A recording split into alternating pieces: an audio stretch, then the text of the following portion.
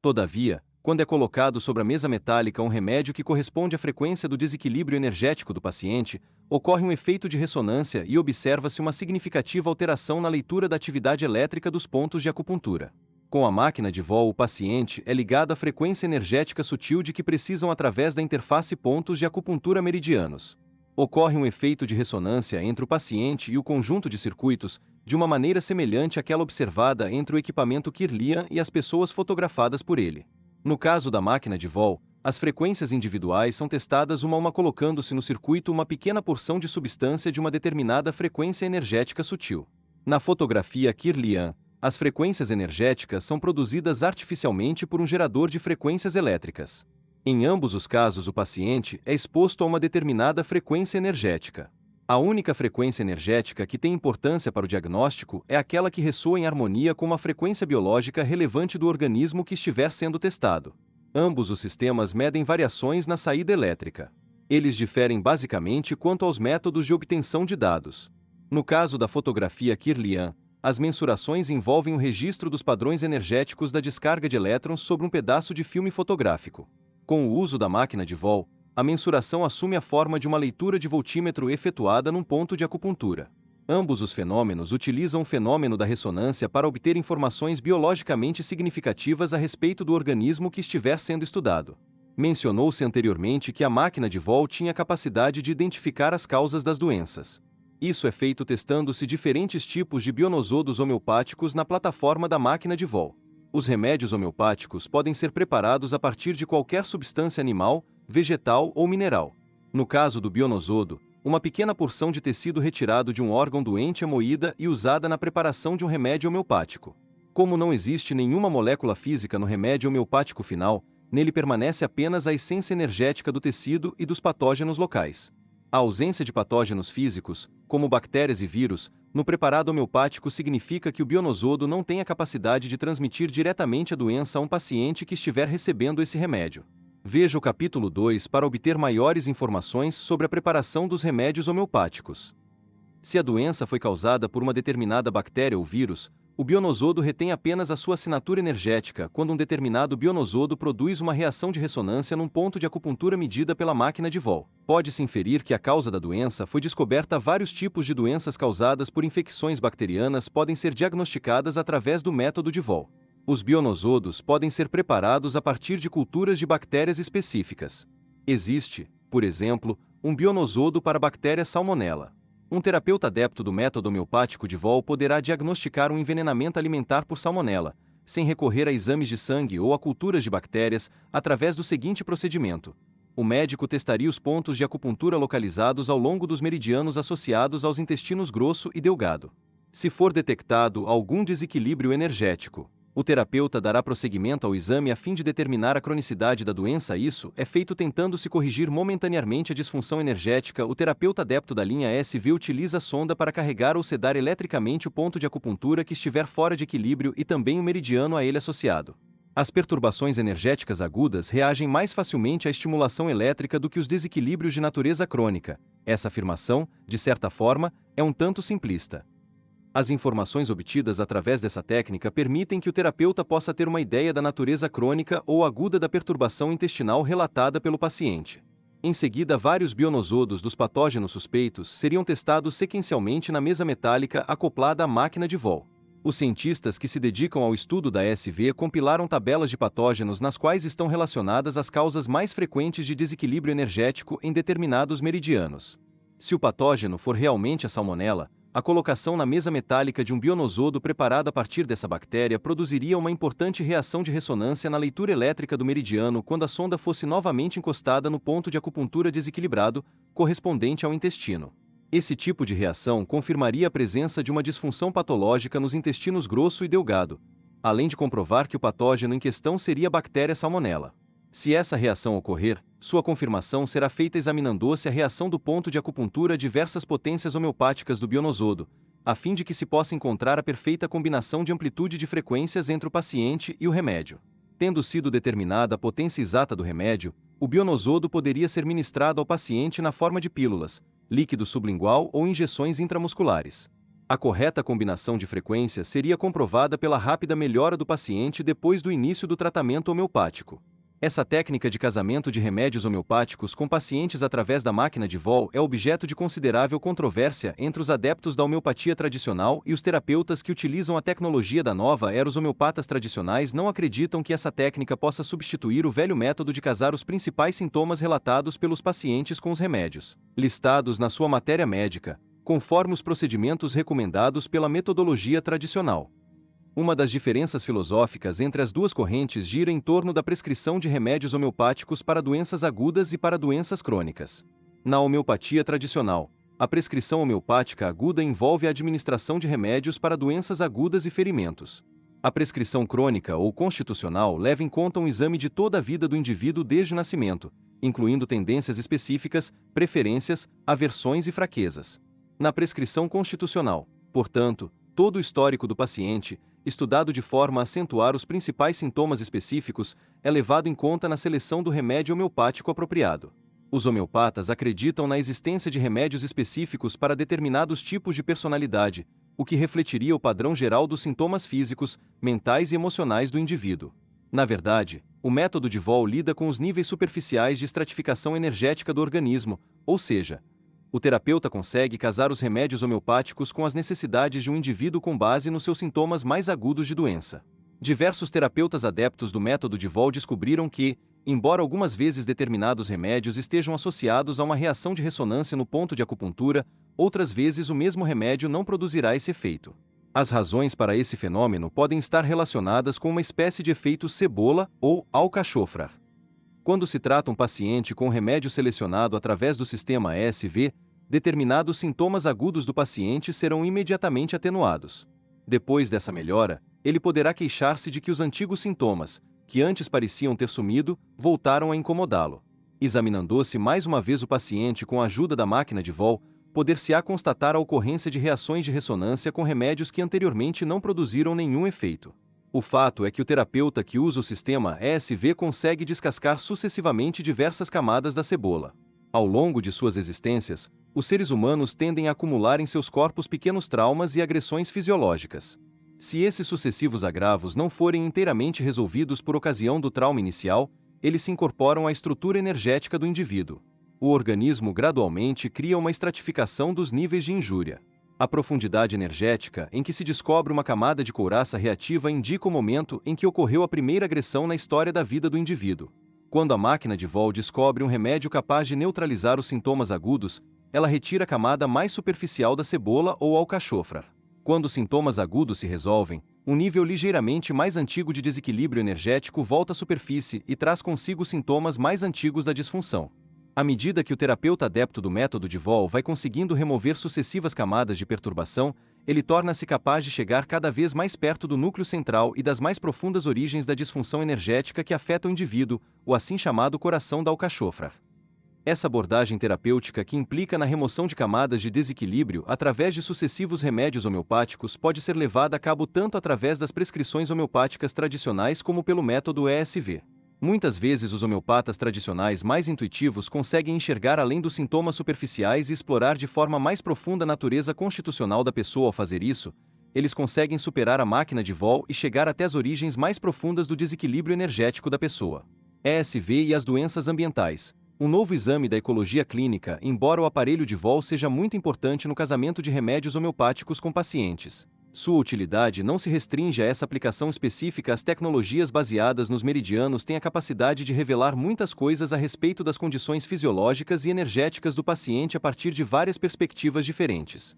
Esses sistemas usam o efeito da ressonância nos pontos de acupuntura para examinar uma grande variedade de distúrbios energéticos nos indivíduos. Uma área de crescente interesse tem sido a aplicação das técnicas de Voll no estudo dos efeitos perniciosos de determinados agentes ambientais. Os estudos nesse sentido fazem parte do campo, atualmente em grande expansão, da ecologia clínica. Os primeiros pesquisadores desse campo fizeram muitos estudos para demonstrar que substâncias ambientais comuns podem produzir efeitos adversos ocultos nos seres humanos. Quando perguntados a respeito de agentes ambientais que possam afetar desfavoravelmente a saúde humana, A maioria das pessoas tende a pensar em resíduos tóxicos e em substâncias químicas utilizadas na indústria. Demonstrou-se recentemente que a lista de substâncias que nos afetam de forma adversa inclui um número de itens muito maior do que o dos subprodutos da produção industrial. À medida que as civilizações incrementam a industrialização e tornam-se tecnologicamente mais avançadas, os seres humanos passam a resignar-se a viver num ambiente repleto de substâncias químicas.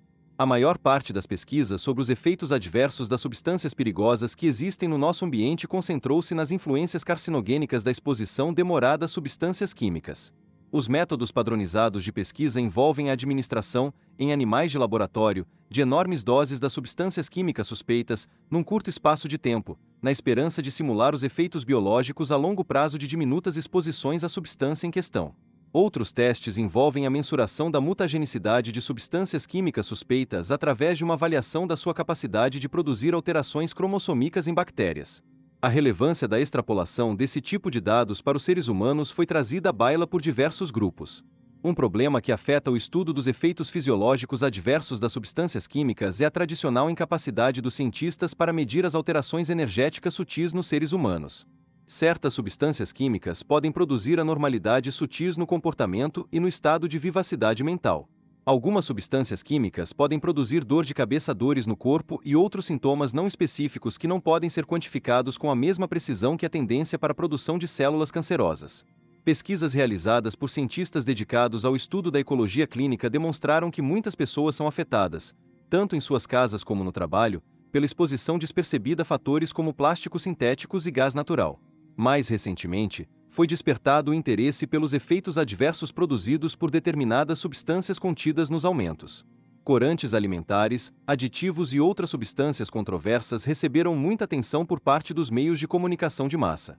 Está se tornando cada vez mais evidente que nossos alimentos contêm diversas substâncias sintéticas e naturais que provocam diversos efeitos fisiológicos anormais. Muitos desses efeitos adversos são sutis e, por causa disso, frequentemente ignorados pelos médicos, em virtude da sua inexperiência nessa área. No que tange às alergias alimentares, a maioria dos médicos reconhece apenas os mecanismos fisiológicos relacionados com os clássicos mecanismos do sistema imunológico mediados pela imunoglobina E, IgE. A IgE é um tipo especial de anticorpo que provoca a liberação de histamina e de outros mediadores alérgicos a partir de diversas células do corpo, quando estas são estimuladas por antígenos específicos. Os sintomas mais comuns produzidos pelas alergias alimentares mediadas pela IgE são coceira, respiração difícil e erupções cutâneas, etc.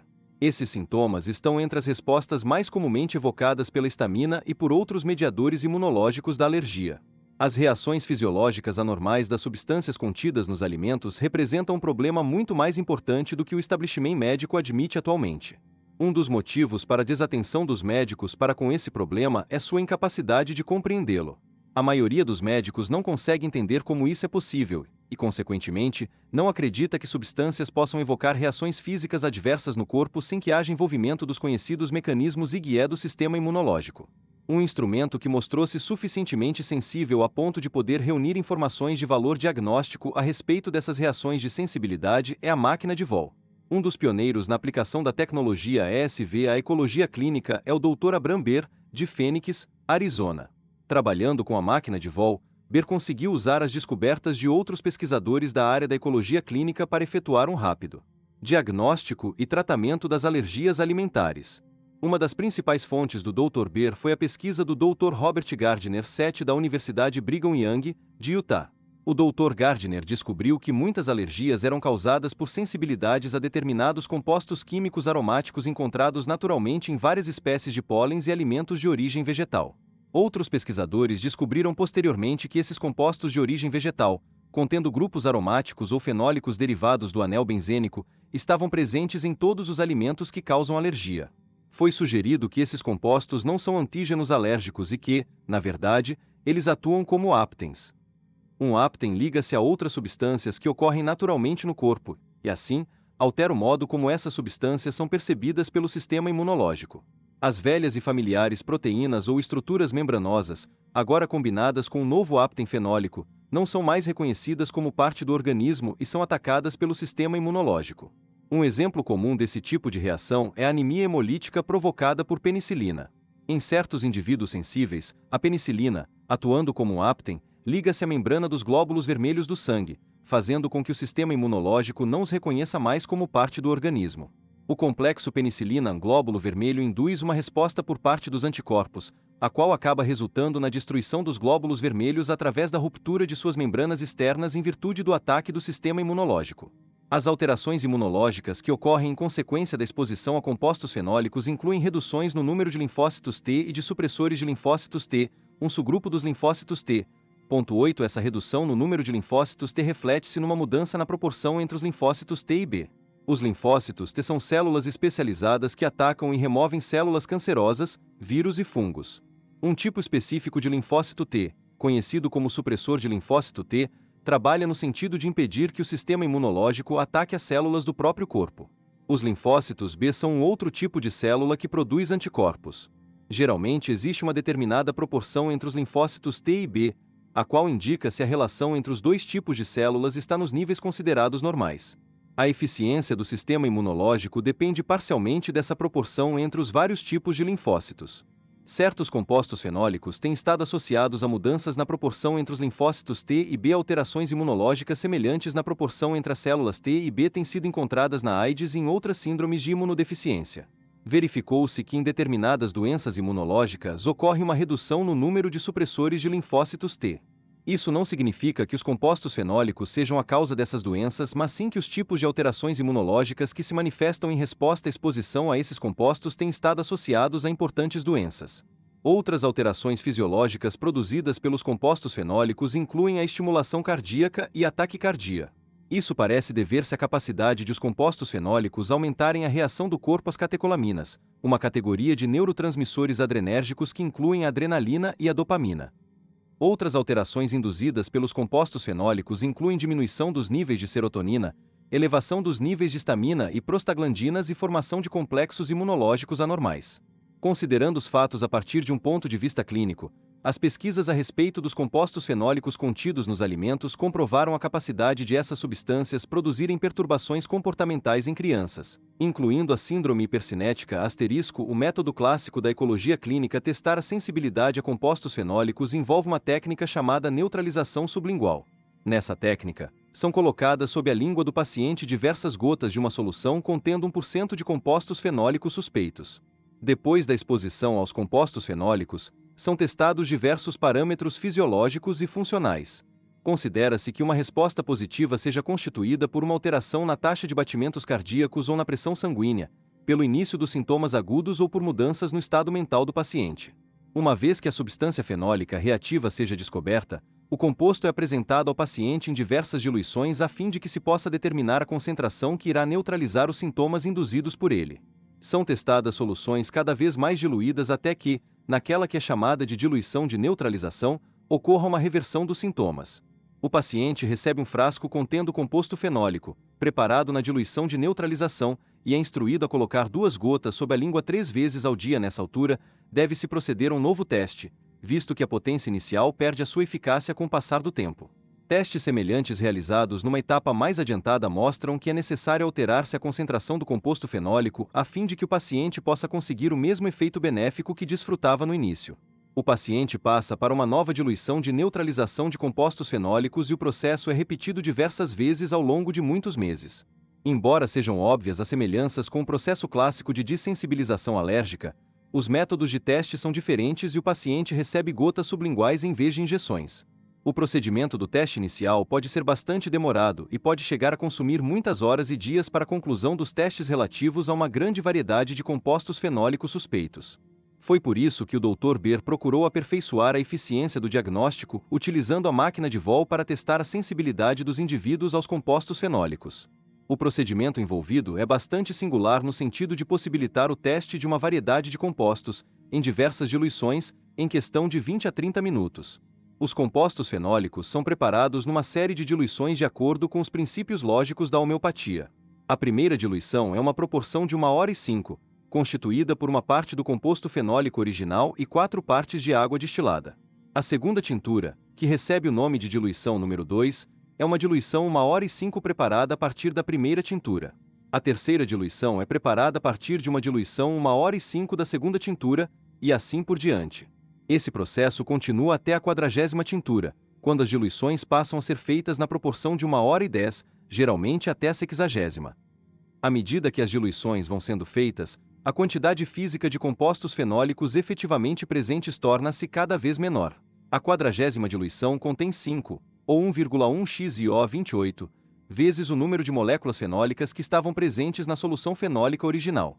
Este valor é consideravelmente menor do que o número de Avogadro, 6,02xIO23, o número de moléculas contidas no mol, ou seja, a quantidade de substância cuja massa, medida em gramas, é igual à sua massa molecular, e, consequentemente, não chega a restar uma única molécula do composto original na altura da 40ª diluição. As diluições fenólicas preparadas por Beer são na verdade remédios homeopáticos, pois a maioria delas não contém qualquer traço de matéria física e sim, apenas, a assinatura energética do composto fenólico.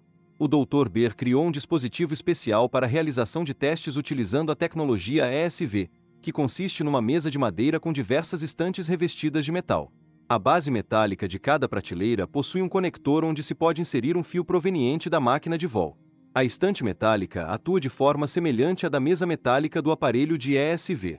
Assim, os diversos remédios colocados sobre a estante metálica podem ser testados simultaneamente.